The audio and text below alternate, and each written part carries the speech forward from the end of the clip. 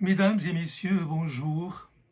Permettez-moi de vous entretenir aujourd'hui de ce poison, Trump et le messianisme sioniste. Jason Stanley, professeur de philosophie à la prestigieuse Yale University, analyse la politique de Trump et s'arrête sur l'éducation, sur le système judiciaire soumis au coup de boutoir d'une politique qui vise à miner les assises d'une philosophie démocratique et paver la voie à la cupidité tyrannique d'un capital déchaîné. L'éducation et le système judiciaire ne sont-ils pas la base architecturale de la démocratie? Mais le professeur attire notre attention sur un autre acteur trop discret, mais dont le rôle est de premier plan, à savoir l'histoire. Cette même histoire qui subit en ces temps-ci les assauts des mystifications bigotes les plus incultes. Comment aborder le conflit israélo-palestinien sans inviter l'histoire à la table des négociations? Lui tourner le dos, c'est s'embourber dans la boue des mensonges. La cause palestinienne est-elle autre chose que le calvaire historique d'un peuple? Est-ce autre chose que l'année fatidique 1948 et l'enclenchement d'un processus de colonisation d'un autre âge?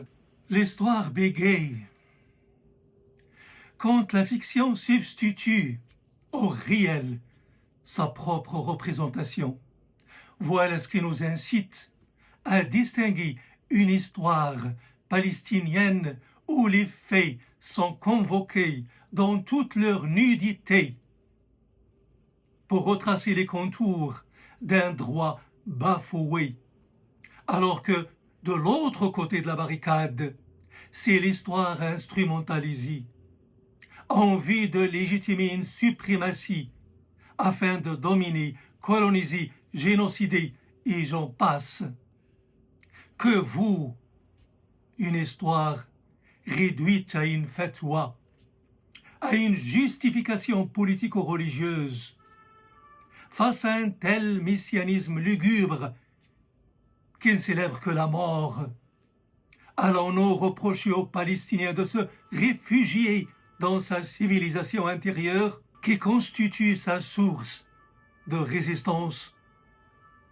Quand la mémoire est lourde de ces gémissements, comment aborder un conflit civilisationnel sans s'arrêter sur l'interaction entre l'homme et l'histoire? Comment affronter une géopolitique sans aborder les facteurs qui l'ont façonné et refaçonné?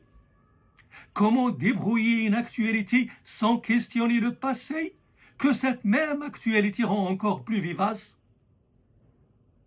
Si le passé est là, lourd de ses besaces, pourquoi donc ne pas le secouer pour se figurer une autre image d'un autre avenir possible?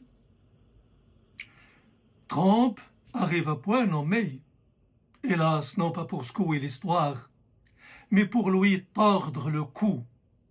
Ce génie aux allures du but roi nous promet des jours ensanglantés, puisqu'il veut tout remodeler selon ce que lui dicte ses caprices fantasmagoriques. En effet, l'histoire rit aux éclats.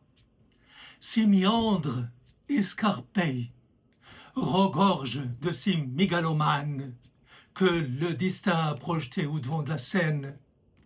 On sait comment ils ont fini et on se demande comment finira cet homme, investi de la mission sacrée de rendre à l'Amérique sa grandeur usurpée par une démocratie perverse.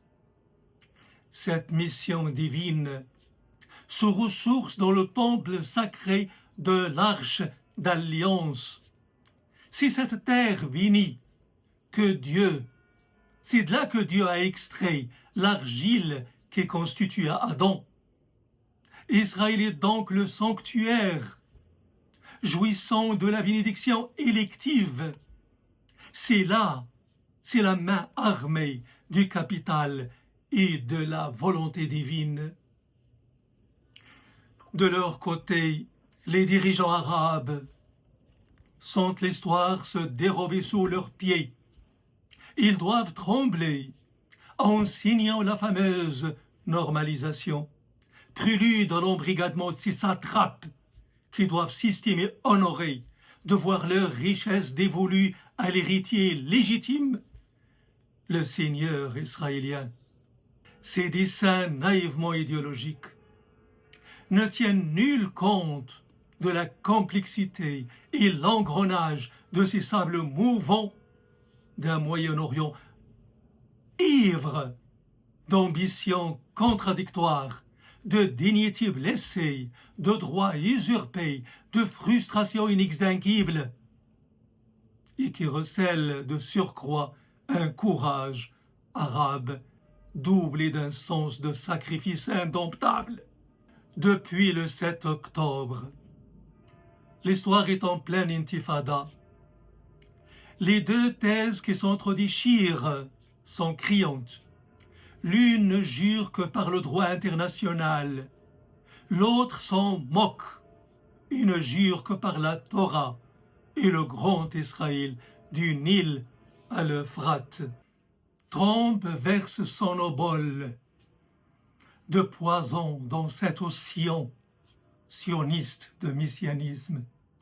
C'est cela pour lui qui promet fortune et domination.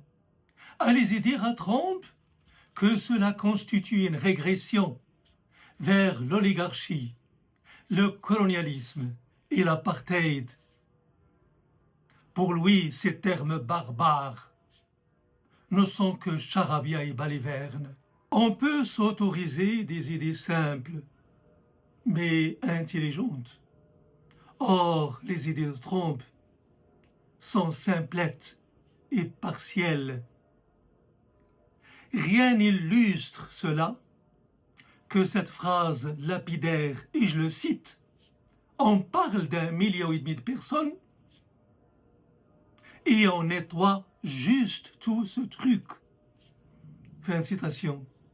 Une telle vulgarité insulte l'histoire.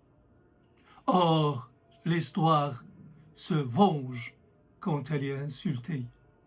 Serions-nous étonnés si un jour l'histoire ne se rappelle que de l'agent immobilier? Vous savez, l'histoire, c'est de la dynamite qu'il ne faut surtout pas manier avec des involtures. Ce bousculeur de l'histoire, ce pourfondeur de la géopolitique, risque de se retrouver vomi par la géopolitique et surtout réduit à n'être qu'un laissé pour compte de l'histoire.